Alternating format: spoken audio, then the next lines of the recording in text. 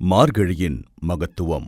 மார்கழி பிறக்கும் நாளும் மார்கழி முடியும் நாளும் திருவாதிரை நட்சத்திரத்தில் பிறந்து திருவாதிரை நட்சத்திரத்தில் முடிகிறது. இந்த மார்கழி மாதம் எந்தெந்த நாட்கள் விரத நாட்கள் தெரிந்து கொள்வோம்.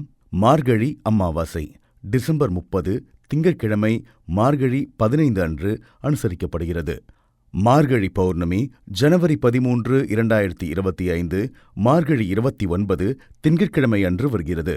மார்கழி மாதம் சிவபெருமானுக்கு உரிய பிரதோஷம் திதி 2 பிரதோஷமும் டிசம்பர் 28 மற்றும் ஜனவரி 11 சனிக்கிழமை அன்று சனி பிரதோஷமாக வருகிறது. மார்கழி மாதம் பெருமாளுக்கு உரிய நாளான ஏகாதசி டிசம்பர் 26 மற்றும் ஜனவரி 10 அன்று வருகிறது.